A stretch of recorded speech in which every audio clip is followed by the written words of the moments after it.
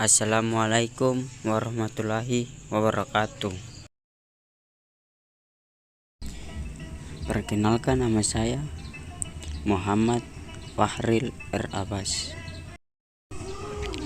Saya akan mempresentasikan materi Pancasila dalam arus sejarah bangsa Indonesia.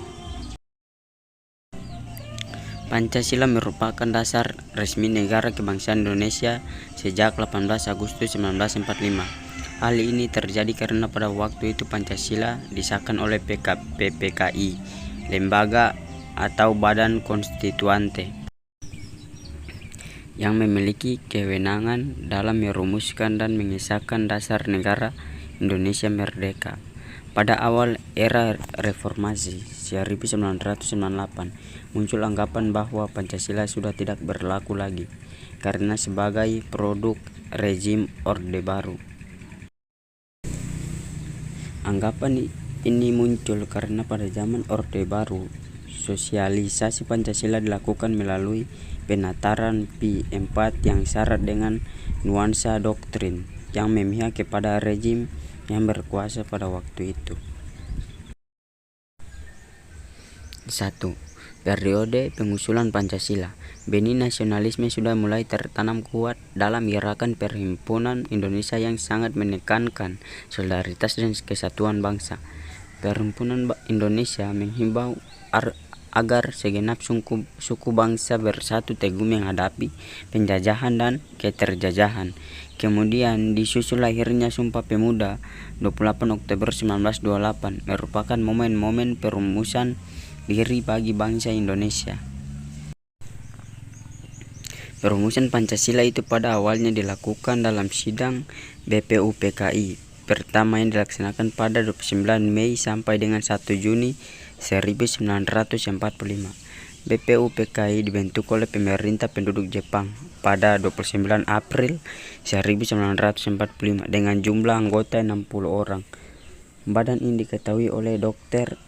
Rajiman Weddiondiningrat yang didampingi oleh kedua orang ketua muda, wakil ketua yaitu Raden Panji Suroso dan Ichibangase, orang Jepang. BPUPKI dilantik oleh Letjen Kumakichi Harada, Panglima Tentara ke-16 Jepang di Jakarta pada 28 Mei 1945.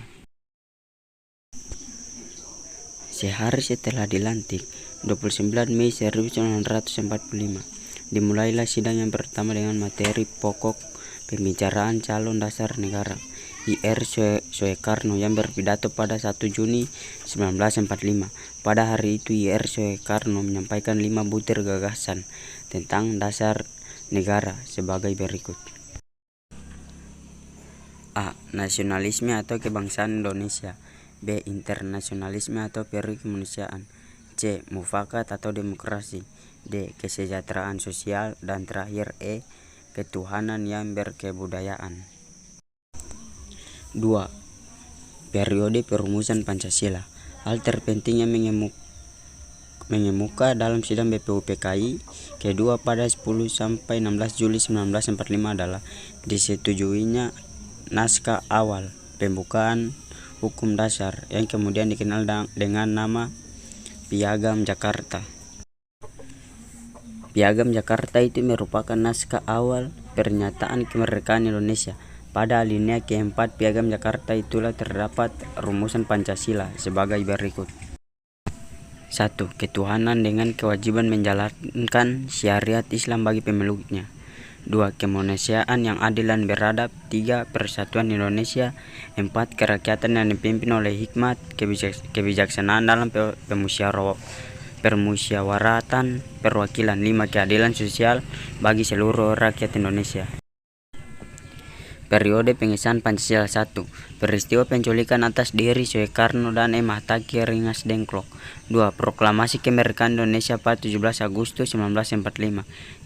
3. Sehari setelah proklamasi kemerdekaan Indonesia, yakni 18 Agustus 1945, PPKI bersidang untuk menentukan dan menegaskan posisi bangsa Indonesia dari semula bangsa terjajah menjadi bangsa yang merdeka. Yang keempat, sidang PPKI dengan agenda dasar negara, undang-undang dasar, pemimpin negara, dan perangkat pendukung lainnya. Oke, itu saja presentasi dari saya. Assalamualaikum warahmatullahi wabarakatuh.